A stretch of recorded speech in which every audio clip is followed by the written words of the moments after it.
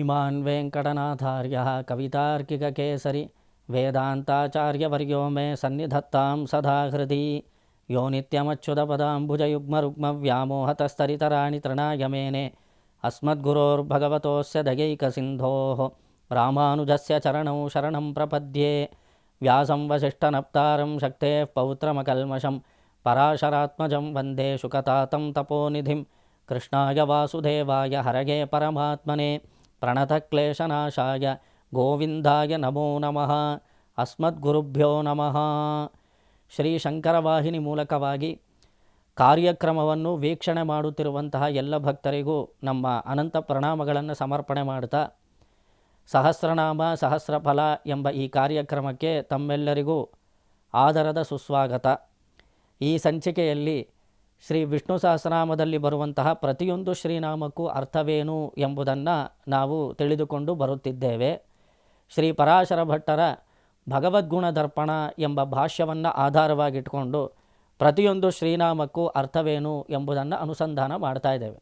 ಒಂದೊಂದು ಶ್ರೀನಾಮಕ್ಕೆ ಸಂಬಂಧಿಸಿದ ಹಾಗೆ ಒಂದೊಂದು ಕಥೆಯನ್ನು ಕೂಡ ನಾವು ಸ್ಮರಿಸಿಕೊಂಡು ಬರುತ್ತಿದ್ದೇವೆ. ಅದರಲ್ಲಿ ಈ ಸಂಚಿಕೆಯಲ್ಲಿ ಶ್ರೀ ವಿಷ್ಣು ಸಹಸ್ರನಾಮದಲ್ಲಿ ಬರುವಂತಹ 56ನೇ ಶ್ರೀನಾಮವಾಗಿರುವಂತಹ ಅಗ್ರಾಹ್ಯ ಎಂಬ ಶಬ್ದಕ್ಕೆ ಅರ್ಥವೇನು ಎಂಬುದನ್ನು ತಿಳಿಯೋಣ. ಶ್ರೀ ವಿಷ್ಣು ಸಹಸ್ರನಾಮ ಪರಮಾತ್ಮನನ್ನು ಅಗ್ರಾಹ್ಯಾಯ ನಮಃ ಎಂದು ಕೊಂಡಾಡುತ್ತೆ. ಪರಮಾತ್ಮನನ್ನು ಗ್ರಹಿಸ್ಕೊಳ್ಳೋದಕ್ಕೆ ಸಾಧ್ಯವಿಲ್ಲ ಎಂದು ಈ ಶಬ್ದದ ಅರ್ಥ. ನೋಡಿ, ಸಾಮಾನ್ಯವಾಗಿ ಅಗ್ರಾಹ್ಯ ಅಂದರೆ ಗ್ರಹಿಸಲು ಅಸಾಧ್ಯವಾಗದೇ ಇರುವಂತಹ ತತ್ವವನ್ನು ಅಗ್ರಾಹ್ಯ ಎಂದು ಕರೆಯುತ್ತಾರೆ. ಶ್ರೀ ಪರಾಶರ ಭಟ್ಟರು ಅಗ್ರಾಹ್ಯೋ ಯೋನಧಿಷ್ಠೇಯ ಮೃತ್ತಿಕೇವ ಕುಲಾಲಕೈ ಸಾಕಲ್ಯೇನ ಗ್ರಾಹ್ಯೋ ನ ಭವತಿ. ಸಾಮಾನ್ಯವಾಗಿ ಪರಮಾತ್ಮನ ದಿವ್ಯವಾದ ಸ್ವರೂಪವನ್ನು ಕಂಡುಕೊಳ್ಳಲು ಸಾಧ್ಯವಿಲ್ಲ. ಅವನನ್ನು ಗ್ರಹಿಸ್ಕೊಳ್ಳೋದಕ್ಕೆ ಅಷ್ಟು ಸುಲಭದಲ್ಲಿ ಸಾಧ್ಯವಿಲ್ಲ. ಇಂದ್ರಿಯಗಳಿಂದ ಗ್ರಹಿಸಲಾಗದೇ ಇರುವವನು ಅಗ್ರಾಹ್ಯನು. ಅವನು ಮನಸ್ಸು ಮತ್ತು ಮಾತಿನಿಂದಲೂ ಕರ್ಮೇಂದ್ರಿಯಗಳಿಂದಲೂ ಅಗ್ರಾಹ್ಯನು ಎಂಬುದನ್ನು ನಾವು ನೆನಪಿನಲ್ಲಿ ಇಟ್ಕೊಂಡ್ಬಿಡ್ಬೇಕು. ನಮಗೆ ಕರ್ಮೇಂದ್ರಿಯ, ಜ್ಞಾನೇಂದ್ರಿಯ ಇತ್ಯಾದಿಗಳನ್ನೆಲ್ಲ ಪರಮಾತ್ಮ ವಿನಿಯೋಗ ಮಾಡಿದ್ದಾನೆ. ಅವನು ಮಾಡಿರುವಂತಹ ದೊಡ್ಡ ಉಪಕಾರವೇನು ಅಂದರೆ ಈ ಚೇತನಕ್ಕೆ ಶರೀರವನ್ನು ಕೊಟ್ಟಿರುವಂತಹದ್ದು. ಈ ಶರೀರದ ಮೂಲಕ ನಾವು ಉಪಕಾರ ಸ್ಮೃತಿಯನ್ನು ಬೆಳೆಸಿಕೊಂಡು, ಈ ಶರೀರಕ್ಕೆ ಮುಖ್ಯ ಕಾರಣ ಯಾರು ಅಂದರೆ ಪರಮಾತ್ಮ ತಾನೆ. ಪರಮಾತ್ಮನಿಂದ ಬಂದಂತಹ ಶರೀರವನ್ನು ಪರಮಾತ್ಮನಿಗೆ ವಿನಿಯೋಗ ಮಾಡಬೇಕು ಎಂಬ ಉತ್ತಮವಾದ ಸ್ವಭಾವವನ್ನು ನಾವು ಬೆಳೆಸ್ಕೊಳ್ಬೇಕಾಗತ್ತೆ. ಇದನ್ನು ಉಪಕಾರ ಸ್ಮೃತಿ ಅಂತ ಕರೀತಾರೆ. ನಾವು ಕೃತಕೃತ್ಯರಾಗಿದ್ದು ನಮಗೆ ಧರ್ಮನಿಷ್ಠೆ ಇಲ್ಲದ ಕಾರಣ, ನಾವು ನಿಜವಾಗಲೂ ಪರಮಾತ್ಮನ ಭಕ್ತರಲ್ಲವಾದ ಕಾರಣ, ಕರ್ಮಯೋಗದಿಂದಲೋ ಜ್ಞಾನಯೋಗದಿಂದಲೋ ಯಾವುದೇ ವಿಧವಾದ ಯೋಗದಿಂದ ನಮ್ಮ ಸ್ವಪ್ರಯತ್ನದಿಂದ ಪರಮಾತ್ಮನನ್ನು ಪಡೆದುಕೊಳ್ಳಲು ಸಾಧ್ಯವಾಗದೇ ಇರೋದರಿಂದ ಅವನ ಪರಮಾನುಗ್ರಹದಿಂದ ನಾವು ಅವನನ್ನು ಶರಣಾಗತಿ ಮಾಡಿ ಅವನ ದಿವ್ಯವಾದ ಅನುಗ್ರಹಕ್ಕೆ ನಾವು ಪಾತ್ರರಾಗಬೇಕು ಎಂಬುದನ್ನು ನಾವು ಮರೆಯಬಾರದು. ಆದ್ದರಿಂದ ನಮ್ಮ ಇಂದ್ರಿಯಗಳಿಂದ ಸಾಮಾನ್ಯವಾಗಿ ಪರಮಾತ್ಮನನ್ನು ಕಂಡುಕೊಳ್ಳೋದು ತುಂಬ ಕಠಿಣ. ಅವನು ಇಂದ್ರಿಯಾತೀತನಾದವನು. ನಮಗಿರುವಂತಹ ಹೃದಯದಿಂದ ದೇವರನ್ನು ನಾವು ನಿಜವಾಗಲೂ ಪೂರ್ತಿಯಾಗಿ ಸ್ಮರಿಸಿಕೊಳ್ಳೋದು ಸಾಧ್ಯವಿಲ್ಲ. ಸ್ವಪ್ರಯತ್ನದಿಂದ ಪರಮಾತ್ಮನನ್ನು ಕಂಡುಕೊಳ್ಳಲು ಸಾಧ್ಯವಿಲ್ಲ. ಪರಮಾತ್ಮ ತನ್ನಿಚ್ಛೆಯಂತೆ ತನ್ನ ಸಂಕಲ್ಪಕ್ಕನುಸಾರವಾಗಿ ತನ್ನ ಸ್ವರೂಪವನ್ನು ನಮಗೆ ದರ್ಶನ ಮಾಡಿಸಿದಾಗ ಮಾತ್ರ ನಾವು ಅವನನ್ನು ಕಂಡು ಆನಂದ ಪಡಬಹುದು. ನಾವು ಪ್ರಯತ್ನಪಟ್ಟು ದೇವಸ್ಥಾನಕ್ಕೆ ಹೋಗಬೇಕು ಅಂದ್ಕೊಂಡ್ರೂ ಆಗೋದಿಲ್ಲ. ಅದಕ್ಕೂ ಪರಮಾತ್ಮನ ಸಂಕಲ್ಪ ಇರಬೇಕು. ನೋಡಿ, ನಮ್ಮ ಜೀವನದಲ್ಲಿ ಯಾವುದೇ ಒಂದು ದೈನಂದಿನ ಚಟುವಟಿಕೆ ನಡಿಬೇಕಾದ್ರೆ ಎಲ್ಲದಕ್ಕೂ ಪರಮಾತ್ಮನ ದಿವ್ಯಾನುಗ್ರಹ ಇರಬೇಕು. ಅದರಲ್ಲೂ ಭಗವತ್ ಸಂಬಂಧಿತವಾದ ಕಾರ್ಯಗಳಲ್ಲಿ ನಾವು ತೊಡಗಬೇಕಾದ್ರೆ ಪರಮಾತ್ಮನ ಪೂರ್ಣವಾದ ಅನುಗ್ರಹ ಇರಲೇಬೇಕಾಗತ್ತೆ. ನಾವು ದೇವರನ್ನು ನೋಡೋದಿಕ್ಕೂ, ದೇವರನ್ನು ಮನಸ್ಸಿನಲ್ಲಿ ಸ್ಮರಣೆ ಮಾಡೋದಿಕ್ಕೂ, ದೇವರ ಶ್ರೀನಾಮಗಳನ್ನು ಜಪಿಸುವುದಕ್ಕೆ ಪರಮಾತ್ಮನ ಅನುಗ್ರಹವೇ ಕಾರಣವಾಗಿರೋದ್ರಿಂದ ಸ್ವಪ್ರಯತ್ನದಿಂದ ಅವನನ್ನು ಹಿಡಿಯಲು ಸಾಧ್ಯವಿಲ್ಲ. ತಾನು ತನ್ನ ಸ್ವರೂಪವನ್ನು ತೋರಿಸಿದಾಗ ಮಾತ್ರ ಅವನು ಗ್ರಾಹ್ಯನಾಗುತ್ತಾನೆ. ಭಕ್ತರಿಗೆ ಗ್ರಾಹ್ಯನು, ಅಭಕ್ತರಿಗೆ ಅವನು ಅಗ್ರಾಹ್ಯನು. ದುಷ್ಟರು ಅವನನ್ನು ಕಟ್ಟು ಹಾಕಿಬಿಡಬೇಕು ಅಂತ ಪ್ರಯತ್ನ ಪಟ್ಟರೆ ಅದು ಸಾಧ್ಯವಿಲ್ಲ. ದುಷ್ಟರ ಮಾತು ಆಗಿರಲಿ, ಯೋಗಿರಾಜರಿಂದಲೇ ಪರಮಾತ್ಮನನ್ನು ಕಟ್ಟಿ ಹಾಕಿಬಿಡೋದಕ್ಕೆ ಅಷ್ಟು ಸುಲಭದಲ್ಲಿ ಸಾಧ್ಯವಿಲ್ಲ. ಯೋಗಿಗಳು ಕೂಡ ತುಂಬ ನಿರಂತರವಾಗಿ ಅವರು ಪರಮಾತ್ಮನನ್ನು ಸ್ಮರಿಸಬೇಕು ಎಂದು ಭಾವನೆ ಮಾಡಿಕೊಳ್ತಾರೆ. ಆದರೆ ಅವರಿಗೂ ದುರ್ಲಭನಾದವನು ಪರಮಾತ್ಮನು. ಆದರೆ ಭಕ್ತರು, ಪ್ರಪತ್ತಿನಿಷ್ಠರು, ಅವನ ಸಂಕಲ್ಪವಿದ್ದರೆ ಮಾತ್ರ ಅವನನ್ನು ನೋಡಲು ಸಾಧ್ಯವಾಗುತ್ತದೆ. ಭಕ್ತರ ವಿಷಯದಲ್ಲಿ ಅವನು ಶರಣಾಗತರ ವಿಷಯದಲ್ಲಿ ತುಂಬ ಸುಲಭನಾಗಿದ್ದಾನೆ ಎಂಬುದನ್ನು ನಾವು ನೆನಪಿನಲ್ಲಿ ಇಟ್ಕೊಳ್ಬೇಕು. ಇದಕ್ಕೆ ಸಂಬಂಧಿಸಿದ ಹಾಗೆ ಒಂದು ಕಥೆಯನ್ನು ಪೂರ್ವಾಚಾರ್ಯರು ನಮಗೆ ತೋರಿಸಿದ್ದಾರೆ. ಅದೇನು ಅಂದರೆ, ಯಶೋಧಾದೇವಿಯ ಕುಲಪುರೋಹಿತರಾಗಿದ್ದವರು ಕಣ್ವ ಮಹರ್ಷಿಗಳು. ಅವರನ್ನು ಮಹರ್ಷಿ ಅಂತ ನಾವು ಕರಿತೀವಿ ನೋಡಿ. ಸಾಮಾನ್ಯ ಮನುಷ್ಯನಿಗೂ ಮಹರ್ಷಿಗಳಿಗೂ ಇರೋ ವ್ಯತ್ಯಾಸ ಏನು ಅಂದರೆ, ಸಾಮಾನ್ಯ ದೃಷ್ಟಿಗೆ ಅಗೋಚರವಾಗದೇ ಇರುವಂತಹ ವಸ್ತುಗಳನ್ನು ಮಹರ್ಷಿಗಳು ಕಂಡು ಆನಂದ ಪಡ್ತಾರೆ. ನಮ್ಮ ಕಣ್ಣಿಗೆ ಯಾವುದೋ ಒಂದು ವಸ್ತು ಕಾಣಿಸೋದಿಲ್ಲ ಅಂತ ಇಟ್ಕೊಳ್ಳಿ. ಉದಾಹರಣೆಗೆ ಪರಮಾತ್ಮ ಎಲ್ಲ ಕಡೆ ವ್ಯಾಪಕವಾಗಿದ್ದಾನೆ. ಆದರೆ ನಮ್ಮ ಅನುಭವಕ್ಕೆ ಅಷ್ಟು ಸುಲಭದಲ್ಲಿ ಅವನು ಬರೋದಿಲ್ಲ. ಯಾರು ಪರಮಾತ್ಮನನ್ನು ಅನುಭವಿಸುತ್ತಾರೋ, ಸಾಮಾನ್ಯ ದೃಷ್ಟಿಗೆ ಅಗೋಚರವಾಗಿರುವಂತಹ ಭಗವತ್ ತತ್ವವನ್ನು ಯಾರು ಅನುಭವಿಸ್ತಾರೋ ಅವರನ್ನು ಮಹರ್ಷಿ ಅಂತ ಕರೀತಾರೆ. ಕಣ್ವರು ಅನವರತ ತಮ್ಮ ಮನೆಯ ದೇವರ ಮನೆಯಲ್ಲಿ ಅವರು ಸಾಲಗ್ರಾಮ ಸಂಪುಟವೊಂದನ್ನು ಇಟ್ಟು ಪ್ರತಿನಿತ್ಯ ಆರಾಧನೆ ಮಾಡ್ಕೊಂಡು ಬರ್ತಾರೆ. ನೋಡಿ, ಸಾಲಗ್ರಾಮ ಸ್ವರೂಪಿಯಾಗಿರುವಂತಹ ಪರಮಾತ್ಮನನ್ನು ನಾವು ಅರ್ಚಿಸಬೇಕು. ನಮ್ಮ ಮನೆಯಲ್ಲಿ ನಾವು ಯಾವುದೋ ಒಂದು ಸಾಲಿಗ್ರಾಮ ಇಟ್ಕೊಂಡಿರ್ತೀವಿ, ಅದಕ್ಕೆ ನಾವು ಪೂಜೆ ಮಾಡದೆ ಎಷ್ಟು ದೇವಸ್ಥಾನಗಳನ್ನು ಸುತ್ತಿದರೂ ಪ್ರಯೋಜನವಾಗೋದಿಲ್ಲ. ನಮ್ಮ ಮನೆಯಲ್ಲಿರುವಂತಹ ಸಾಲಗ್ರಾಮಕ್ಕೆ ಪೂಜೆ ಮಾಡಲೇಬೇಕು. ಅದಕ್ಕೊಂದು ಅಭಿಷೇಕವೋ ಅದಕ್ಕೊಂದು ನೈವೇದ್ಯವೋ ಯಾವುದೋ ನಮಗೆ ಗೊತ್ತಿರುವಂತಹ ಕ್ರಮದಲ್ಲಿ, ಶಾಸ್ತ್ರ ಗೊತ್ತಿದ್ದರೆ ಅದು ಪುರುಷ ಸೂಕ್ತ ಕ್ರಮದಲ್ಲಿ ಆ ಸಾಲಗ್ರಾಮ ರೂಪಿಯಾದ ಪರಮಾತ್ಮನನ್ನು ಆರಾಧಿಸಬೇಕಾಗತ್ತೆ. ನಮಗೆ ಗೊತ್ತಿರುವಷ್ಟು ನಾವು ಪರಮಾತ್ಮನನ್ನು ಸಂತೋಷಪಡಿಸೋದಕ್ಕೋಸ್ಕರ ಸಾಲಗ್ರಾಮ ರೂಪಿಯಾದ ಪರಮಾತ್ಮನನ್ನು ಆರಾಧಿಸಬೇಕು. ಅದನ್ನು ಬಿಟ್ಟು ನಾವು ಎಷ್ಟೇ ಪುಣ್ಯ ಕೆಲಸಗಳಲ್ಲಿ ತೊಡಗಿದ್ರೂ ಅದು ಪ್ರಯೋಜನವಾಗೋದಿಲ್ಲ. ಸಾಲಗ್ರಾಮ ರೂಪಿಯಲ್ಲಿರುವಂತಹ ಪರಮಾತ್ಮ ಬೇರೆ ಅಲ್ಲ, ಪರಮಪದದಲ್ಲಿರುವಂತಹ ವೈಕುಂಠನಾಥ ಅವನು ಬೇರೆ ಅಲ್ಲ. ಹಿಂದೆ ವಿಭವಾವತಾರ ದಶೆಯಲ್ಲಿ ನೋಡಿ, ಆಯಾ ಕಾಲಘಟ್ಟದಲ್ಲಿ ಲೋಕವನ್ನು ಕಾಪಾಡಿಕೊಳ್ಳೋದಕ್ಕೋಸ್ಕರ ಪರಮಾತ್ಮ ಅವತಾರ ಮಾಡ್ತಾನಲ್ಲ, ಅಂತಹ ಪರಮಾತ್ಮ ಬೇರೆ ಅಲ್ಲ. ಆದ್ದರಿಂದ ಸಾಲಗ್ರಾಮಕ್ಕೆ ಪೂಜೆ ನಾವು ಮಾಡಲೇಬೇಕಾಗುತ್ತದೆ. ಅವನು ಅಗ್ರಾಹ್ಯ. ಅಂದರೆ ನಾವು ಅವನ ಪೂಜೆ ಮಾಡದೆ, ಸಾಲಗ್ರಾಮ ರೂಪಿಯಾದ ಪರಮಾತ್ಮನಿಗೆ ಪೂಜೆ ಮಾಡದೆ ಎಷ್ಟು ನಾವು ಸತ್ಕರ್ಮಗಳನ್ನು ಮಾಡಿದ್ರೂ ಅದು ಪ್ರಯೋಜನವಾಗೋದಿಲ್ಲ. ಮೊದಲು ನಾವು ಸಂಪುಟದಲ್ಲಿರೋ ಪರಮಾತ್ಮನಿಗೆ ಅವನನ್ನು ಸಂತೋಷಪಡಿಸಬೇಕು.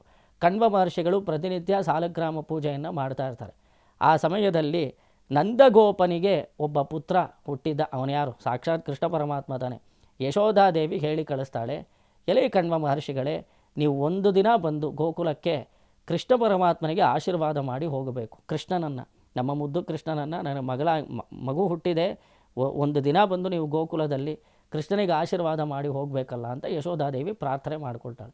ಆಗ ಇವರ ಪ್ರಾರ್ಥನೆಯ ಮೇರೆಗೆ ಕಣ್ವರು ಗೋಕುಲಕ್ಕೆ ಹೋಗಿ ಅಲ್ಲಿ ಸ್ವಲ್ಪ ದಿನ ಇದ್ದು ಕೃಷ್ಣನಿಗೂ ಆಶೀರ್ವಾದ ಮಾಡಿ ಬರಲು ಬಯಸುತ್ತಾರೆ. ಅವರು ಮನಸ್ಸಿನಲ್ಲಿ ಒಂದು ಭಾವನೆ ಮಾಡಿಕೊಳ್ತಾರೆ. ಅದೇನು ಅಂದರೆ, ಗೋಕುಲದಲ್ಲಿ ನಾವು ಒಮ್ಮೆ ಸಾಲಿಗ್ರಾಮ ಆರಾಧನೆ ಮಾಡಿಬಿಟ್ರೆ ಅದು 100 ಆರಾಧನೆ ಮಾಡಿದಷ್ಟು ಫಲವಾಗುತ್ತೆ. ಗೋಕುಲ ಅಂದರೆ ಗೋಷ್ಠ, ಗೋವುಗಳಿರುವಂತಹ ಪ್ರದೇಶ. ನೋಡಿ, ಸಕಲ ದೇವತೆಗಳು ಗೋವಿನಲ್ಲಿರೋದ್ರಿಂದ ಒಂದು ಗೋಷ್ಠದಲ್ಲಿ, ಗೋಕುಲದಲ್ಲಿ ನಾವು ಒಂದು ಪೂಜೆ ಮಾಡಿಬಿಟ್ರೆ ಅದು 100 ಪೂಜೆ ಮಾಡಿದಷ್ಟು ನಮಗೆ ಪುಣ್ಯ ಸಿಕ್ಕಿಬಿಡುತ್ತೆ. ಆದ್ದರಿಂದ ಕಣ್ವ ಮಹರ್ಷಿಗಳು ಗೋಕುಲಕ್ಕೆ ಹೊರಡುತ್ತಾರೆ. ಅಲ್ಲೊಂದು ಗೋವುಗಳು ಕಟ್ಟಿರುವಂತಹ ಒಂದು ಪ್ರದೇಶ, ಅದನ್ನು ಗೋಷ್ಠ ಅಂತ ಕರೀತಾರೆ ನೋಡಿ. ಅಲ್ಲಿ ಆ ಗೋಷ್ಠಕ್ಕೆ ಹೋಗಿ ಸಾಲಗ್ರಾಮ ಸಂಪುಟದಲ್ಲಿ ಆ ಪರಮಾತ್ಮನಿಗೆ ಆರಾಧನೆ ಮಾಡಿ ಪ್ರತಿನಿತ್ಯ ಅವರು ಉಷಕ್ಕಾಲದಲ್ಲೇ ಎದ್ದು ಸ್ನಾನಾನುಷ್ಠಾನಗಳನ್ನು ಮುಗಿಸಿದ ನಂತರ, ಸಂಧ್ಯಾವಂದನೆ ಮಾಡಿದ ನಂತರ ದೇವತಾರಾಧನೆಯಲ್ಲಿ ತೊಡಗುತ್ತಾರೆ.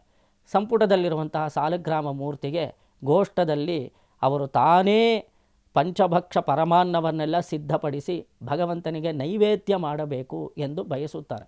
ಅವರು ಚಕ್ಲಿ, ಕೋಡುಬರೆ ಏನೇನು ಸಿಗತ್ತೋ, ತುಪ್ಪದಿಂದ, ಹಾಲಿನಿಂದ, ಮೊಸರಿನಿಂದ ಅದ್ಭುತವಾದ ಸಿಹಿ ತಿಂಡಿಗಳನ್ನೆಲ್ಲ ಅವರು ಸಿದ್ಧಪಡಿಸಿ ಅವರು ಕಣ್ವರು ಸಾಲಗ್ರಾಮ ರೂಪಿಯಾದ ಪರಮಾತ್ಮನಿಗೆ ನೈವೇದ್ಯ ಮಾಡಬೇಕು ಎಂದು ಬಯಸುತ್ತಾರೆ.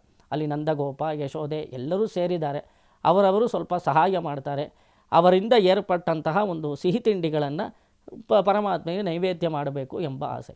ಆ ಸಂಪುಟದಲ್ಲಿರುವಂತಹ ಸಾಲಿಗ್ರಾಮ ಮೂರ್ತಿಯನ್ನು ಹೊರಗಡೆ ತೆಗೆದರು. ಅದಕ್ಕೆ ಅರ್ಘ್ಯ, ಪಾದ್ಯ, ಆಚಮನ ಇತ್ಯಾದಿಗಳನ್ನೆಲ್ಲ ಸಮರ್ಪಣೆ ಮಾಡಿ, ಅದ್ಭುತವಾದ ಧೂಪವನ್ನು ಕೊಟ್ಟು ದೀಪವನ್ನು ಸಮರ್ಪಣೆ ಮಾಡಿ ಇನ್ನೇನು ನೈವೇದ್ಯವನ್ನು ಸಮರ್ಪಿಸಬೇಕು. ಅವರು ಸಿದ್ಧಪಡಿಸಿದಂತಹ ಪಂಚಭಕ್ಷ ಪರಮಾನ್ನಗಳು ತುಪ್ಪದಿಂದ, ಹಾಲಿನಿಂದ, ಅದು ಹೇಳ್ತಾ ಇದ್ರೇ ನಾಲಿಗೆಯಲ್ಲಿ ರಸ ಊರಬೇಕು ಅಂತಹ ಅದ್ಭುತವಾದ ಸಿಹಿ ತಿಂಡಿಗಳನ್ನೆಲ್ಲ ಅವರು ಜೋಡಿಸ್ತಾರೆ. ಸಾಲಗ್ರಾಮ ಸಂಪುಟದಲ್ಲಿರುವಂತಹ ಪರಮಾತ್ಮನಿಗೆ ನೈವೇದ್ಯ ನಡಿಬೇಕು. ಆ ಸಮಯದಲ್ಲಿ ದೇವ್ರಿಗೆ ನೈವೇದ್ಯ ಮಾಡಬೇಕಾದ್ರೆ ಪರದೆ ಹಾಕಿಬಿಡ್ತಾರೆ ನೋಡಿ. ಇವರೆಲ್ಲ ವೀಕ್ಷಣೆ ಮಾಡ್ತಾ ಇದ್ದವರು ಅಲ್ಲಿ ಪರದೆ ಹಾಕಿಬಿಟ್ರು ಕಣ್ವ ಮಹರ್ಷಿಗಳು. ಇನ್ನೇನು ಸಾಲಗ್ರಾಮ ಮೂರ್ತಿಗೆ ನೈವೇದ್ಯ ಮಾಡಬೇಕು. ಇವರು ಕೂಡ ಕಣ್ಮುಚ್ಚಿ ಎಲೈ ಭಗವಂತನೇ ನೀನು ಬಂದು ಈ ಒಂದು ಆಹಾರವನ್ನು ಸ್ವೀಕರಿಸಬೇಕು ಅಂತ ಕೇಳಿಕೊಂಡು ಕಣ್ಣು ಬಿಟ್ಟು ನೋಡ್ತಾರೆ. ಅಷ್ಟೂ ಪಂಚಭಕ್ಷ ಪರಮಾನ್ನಗಳು ಕಾಣಿಸೋದಿಲ್ಲ. ಅದು ಎಲ್ಲಿ ಹೋಯಿತು ಅಂತ ಆ ಕಡೆ ಈ ಕಡೆ ನೋಡ್ತಾರೆ. ಅದೇ ಕೃಷ್ಣ ಬಂದು ಅಷ್ಟೂ ನೈವೇದ್ಯವನ್ನು ಸ್ವೀಕಾರ ಮಾಡಿಬಿಡ್ತಾನೆ. ಇವರು ಕೋಪ ಬಂದ್ಬಿಡುತ್ತೆ. ಸಾಲಿಗ್ರಾಮಕ್ಕೆ ಅಂತ ಇಟ್ಟ ಆಹಾರವನ್ನು ನೀನು ತಿಂದಿಯಲ್ಲ ಕೃಷ್ಣ, ಮತ್ತೆ ಹೋಗಿ ನಾನು ಸ್ನಾನ ಮಾಡ್ಕೊಂಬಂದು ಮತ್ತೆ ಪೂಜೆ ಮಾಡಬೇಕು, ಎಲೆ ತುಂಟನೆ ಇವನನ್ನು ಕೂಡು ಹಾಕಿ ಅಂತ ಹೇಳಿ ಯಶೋಧಾದೇವಿ ಒಂದು ಕಡೆ ಕೂಡು ಹಾಕಿದ್ಲಂತೆ ಕೃಷ್ಣನನ್ನು. ಮತ್ತೆ ಇವರು ಆಹಾರವನ್ನು ಸಿದ್ಧಪಡಿಸಿ ಸಾಲಗ್ರಾಮಕ್ಕೆ ನೈವೇದ್ಯ ಮಾಡಬೇಕಾದ್ರೆ ಭಗವಂತನೇ ಸ್ವೀಕರಿಸು ಅಂತ ಹೇಳಿದ ತಕ್ಷಣ ಅದೇ ಕೃಷ್ಣ ಅವನು ಕಟ್ಟಿದ್ರೂ ಸಹ ಅದರಿಂದ ಬಿಡಿಸ್ಕೊಂಡ್ಬಂದು ಇಲ್ಲಿಟ್ಟಂತಹ ಆಹಾರವನ್ನೆಲ್ಲ ತಾನೇ ತಿಂದುಬಿಡ್ತಾನೆ. ಒಂದೇ ಸರಿ ತಿಂದುಬಿಡ್ತಾನೆ. ಅದನ್ನು ನೋಡ್ತಾರೆ, ಅಯ್ಯಯ್ಯೋ ಈ ಮಗು ನಾನು ದೇವರಿಗೆ ಅಂತ ಇಟ್ಟಂಥ ಆಹಾರವನ್ನೆಲ್ಲ ತಿಂತಾ ಇದೆ ಅಂತ ಹೇಳಿ ಇವನನ್ನು ಹೊಡೆದು ಹೇಗಾದರೂ ಒಂದು ಕಡೆ ಕೂಡು ಹಾಕಿಬಿಡಬೇಕು ಅಂತ ಹೇಳಿ ಮತ್ತೆ ಕೂಡು ಹಾಕೋದಕ್ಕೆ ಅಂತ ಹೊರಡ್ತಾರೆ ಕಣ್ವ ಮಹರ್ಷಿ. ಆಗ ಕೃಷ್ಣ ಪರಮಾತ್ಮನನ್ನು ಸ್ವಲ್ಪ ಗಮನಿಸಿ ನೋಡ್ತಾರೆ ಸೂಕ್ಷ್ಮವಾಗಿ. ಅದರಲ್ಲಿ ಅವ್ರಿಗೆ ಗೊತ್ತಾಗತ್ತೆ ಸಂಪುಟದಲ್ಲಿ ಸಾಲಗ್ರಾಮ ಮೂರ್ತಿಯಲ್ಲಿರುವಂತಹ ಪರಮಾತ್ಮ ಬೇರೆ ಅಲ್ಲ, ಈ ಕೃಷ್ಣ ಬೇರೆ ಅಲ್ಲ. ಇವನು ಬಂದು ತಿಂತಾ ಇದ್ದಾನೆ ಅಂದರೆ ನಾನು ಕರೆದಿತ್ತೋಕ್ಕೋಸ್ಕರ ತಾನೆ. ಆಗ ಕೃಷ್ಣ ಹೇಳ್ತಾನೆ, ನಾನು ಬೇಕು ಅಂತಲೇ ಬಂದು ನೀವು ಕರೆದ್ರಿ, ಅದಕ್ಕೋಸ್ಕರ ನಾನು ಬಂದೆ. ನೀವು ನೈವೇದ್ಯ ಮಾಡಬೇಕಾದ್ರೆ ಎಲೆ ಭಗವಂತನೇ ಈ ಪರಮಾನ್ನವನ್ನೆಲ್ಲ ಸ್ವೀಕರಿಸಬೇಕು ಎಂದು ನೀವು ಪ್ರಾರ್ಥನೆ ಮಾಡಿದ ತಕ್ಷಣ ತಾನೇ ನಾನು ಓಡಿ ಬಂದೆ ಅಂತ ಕೃಷ್ಣ ಹೇಳ್ತಾನೆ. ಆ ಮಾತಿಗೆ ಕಣ್ವ ಮಹರ್ಷಿಗಳು ಅಂತರಂಗದಲ್ಲಿ ಸಂತೋಷ ಪಡ್ತಾರೆ. ಹೌದು, ಈ ಸಂಪುಟದಲ್ಲಿರುವಂತಹ ಸಾಲಗ್ರಾಮ ಬೇರೆ ಅಲ್ಲ, ಇದೇ ಕೃಷ್ಣ ಬೇರೆ ಅಲ್ಲ, ಇಲ್ಲಿರೋನು ಅಲ್ಲಿರೋನು ಇಬ್ಬರು ಒಂದೇ ತಾನೆ. ಆದ್ದರಿಂದ ಇವನು ಸಾಮಾನ್ಯವಾಗಿ ಭಕ್ತರು ಕರೆದಿದ ತಕ್ಷಣ ಓಡೋಡಿ ಬಂದು ಬಿಡುತ್ತಾನೆ. ಇವನು ಭಕ್ತರು ಕೊಟ್ಟಂತಹ ಆಹಾರವನ್ನೆಲ್ಲ ತಾನು ಸ್ವೀಕಾರ ಮಾಡುತ್ತಾನೆ. ತನ್ನ ಭಕ್ತರಿಗೋಸ್ಕರ ತುಂಬ ಸುಲಭನಾಗಿದ್ದಾನೆ ಪರಮಾತ್ಮ. ಭಕ್ತರಿಗೆ ಗ್ರಾಹ್ಯನು. ಈಗ ಕಣ್ವ ಮಹರ್ಷಿಗಳು ಎಷ್ಟು ದೊಡ್ಡ ಮೇಧಾವಿಗಳು, ಅವರು ಕೂಡ ಸ್ವಲ್ಪ ಹೊತ್ತು ಕೃಷ್ಣನ ಬಗ್ಗೆ ತಿಳ್ಕೊಳ್ಳದೆ ಹೋದರು. ಅವರಿಗೂ ಕೂಡ ಅಗ್ರಾಹ್ಯನಾಗಿದ್ದನೋ ಇಲ್ವೋ. ಆದ್ದರಿಂದ ನಾವು ಸಾಲಗ್ರಾಮ ರೂಪಿಯಾದ ಪರಮಾತ್ಮ ಬೇರೆ ಅಲ್ಲ, ಪರಮಪದನಾಥ ಬೇರೆಯಲ್ಲ ಎಂಬ ಜ್ಞಾನವನ್ನು ಯಾರು ಬೆಳೆಸ್ಕೊಂಡಿರ್ತಾರೋ ಅವರಿಗೆ ಪರಮಾತ್ಮ ಗ್ರಾಹ್ಯ. ಯಾರು ಈ ಜ್ಞಾನವನ್ನು ಸಂಪಾದನೆ ಮಾಡಲಿಲ್ಲವೋ, ಯಾರು ಪಂಚ ನೆಲೆಯಲ್ಲಿ ನೆಲೆಸಿರುವಂತಹ ಪರಮಾತ್ಮನ ಬಗ್ಗೆ ಜ್ಞಾನವನ್ನು ಬೆಳೆಸಿಕೊಳ್ಳೋದಿಲ್ಲವೋ ಅವರಿಗೆಲ್ಲ ಅಗ್ರಾಹ್ಯನಾಗಿರುತ್ತಾನೆ ಪರಮಾತ್ಮ. ಅಂದರೆ ಸ್ವಪ್ರಯತ್ನದಿಂದ ನಾವು ಅವನನ್ನು ಪಡೆದುಕೊಳ್ಳಲು ಹೋದರೆ ಅವನು ಅಗ್ರಾಹ್ಯನು ಎಂಬ ಅರ್ಥದಲ್ಲಿ ಈ ಒಂದು ಶ್ರೀನಾಮವನ್ನು ವಿಷ್ಣು ಸಹಸ್ರನಾಮ ತೋರಿಸುತ್ತೆ. ಶ್ರೀಮತೆ ರಾಮಾನುಜಾಯ ನಮಃ.